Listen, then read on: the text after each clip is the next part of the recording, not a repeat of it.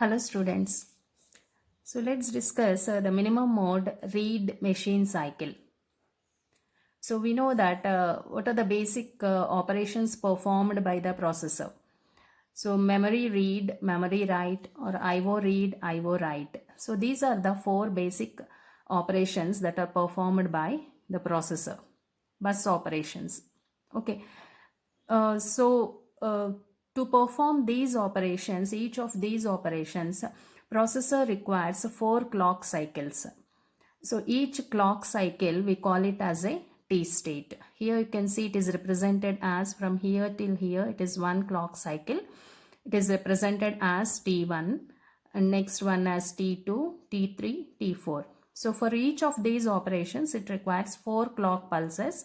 You know the clock given to the processor is a 5 megahertz or 8 megahertz clock, which is of 33% duty cycle. Okay. So timing diagram or machine cycle or timing diagram is nothing but the representation of various signals generated by the processor uh, So you know all the activities uh, internally, like all the activities are synchronized with that of the clock.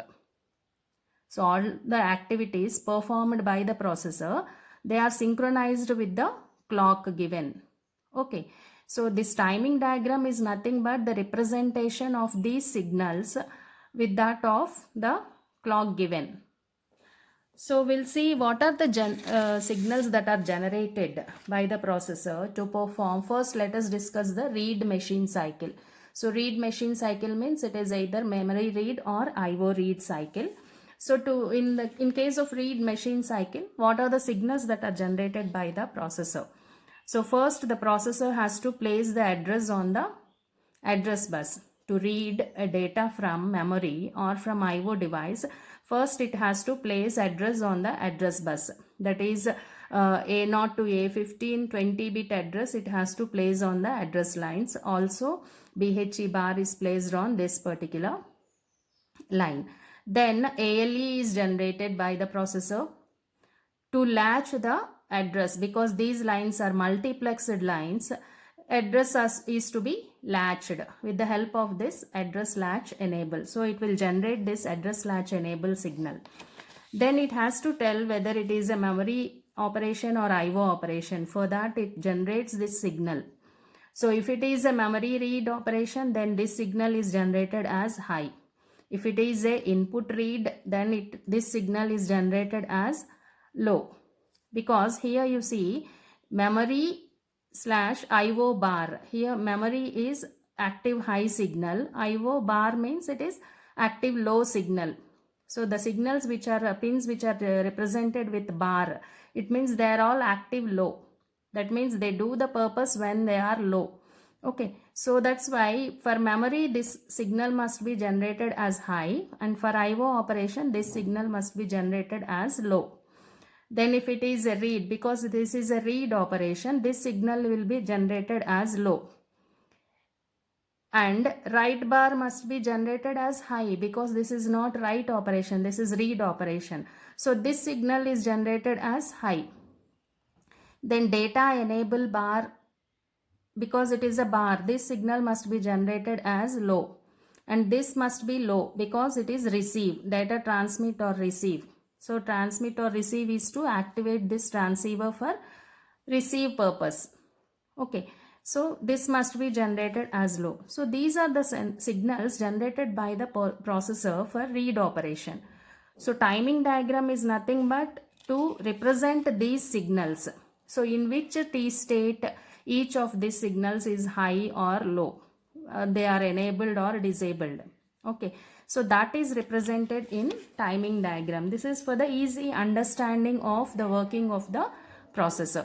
So first one by one all these signals we'll see here represent in the timing diagram. First let us represent the high order address bus. So we know high order address bus is multiplexed with status also.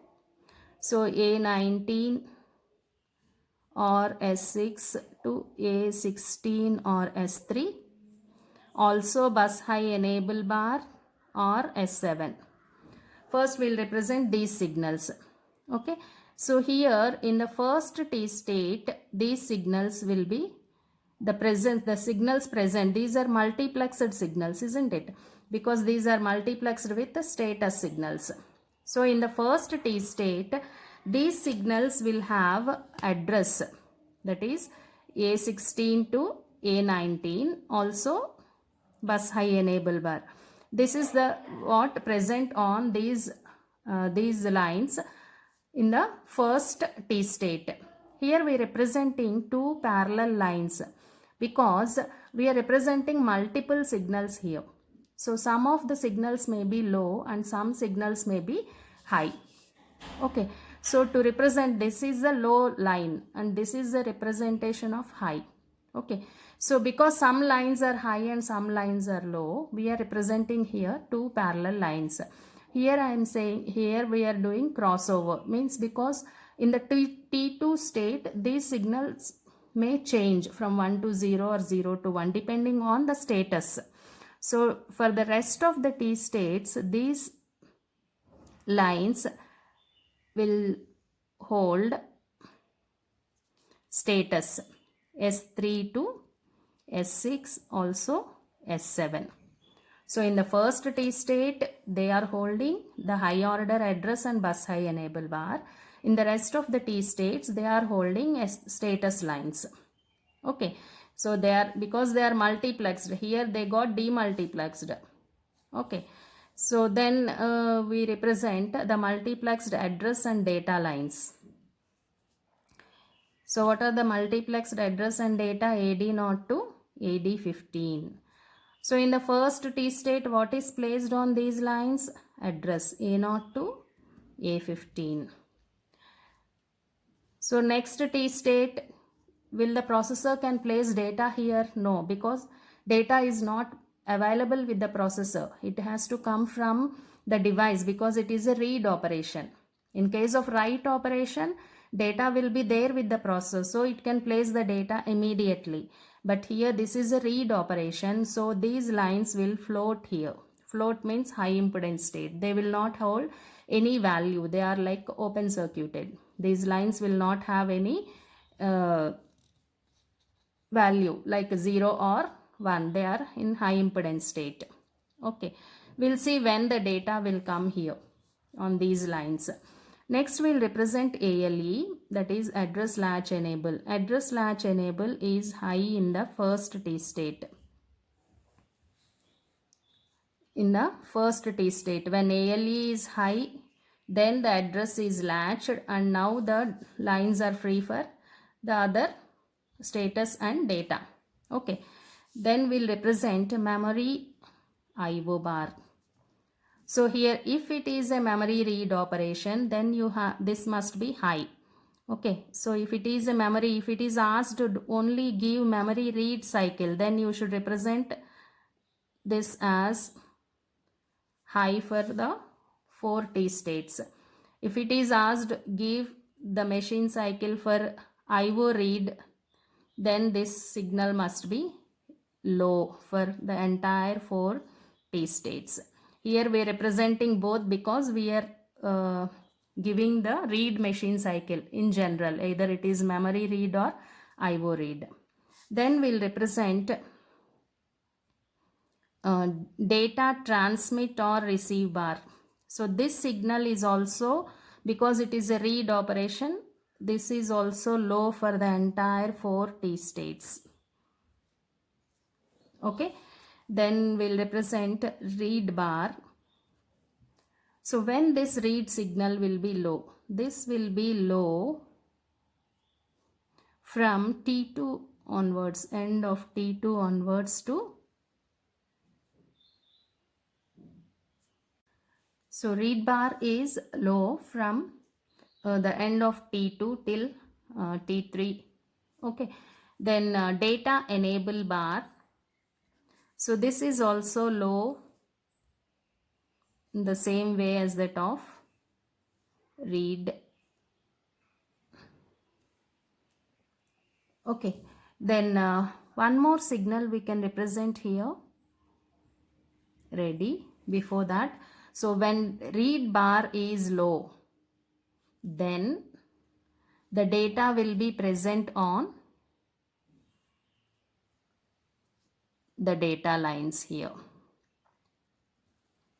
because this is to enable those devices. Once data enable bar is enabled and read bar is enabled and data enable bar is enabled, then only data can be present on the data lines. Till then these lines will be floating. So here they'll hold D0 to D15 and again float. Okay, so this is the time where when the data is present on these lines. T3 state is uh, for the purpose of the data read is done here. Okay, then one more signal I said, ready. So this ready signal, already we have discussed what is ready. It is the signal generator which comes from the IO devices telling the processor that they are ready for the data transfer, because the devices may be slower than the processor. Okay, so processor has to check whether the data is available or not. For that purpose, this ready signal, it comes from the devices through 8284 clock generator. Okay, so at the end of here you can see the ready timing diagram. Here at the end of T2, the processor will check the ready signal. This is active high signal, it must be high, then only it indicates that the devices are ready.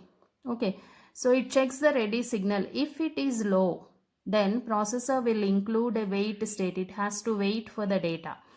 So it will include a wait T state between T3 and T4. So in the wait T state, whatever is there in T3, that will be again you can the same levels will be maintained in the wait T state also. Again in the mid of the wait T state, again it will check the ready signal. If it is high, then T4 is included.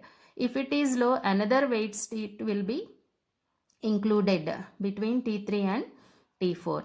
So this is the purpose of ready signal. Okay, here in this case we don't have any wait state here. It means that the ready signal is high. By the end of T2 state, we have the ready signal as high. So at the end of T2 state, processor will check this, it is high. So there is no wait T state between T3 and T4. After T3 we have T4. So this is the timing diagram of a read machine cycle. Okay,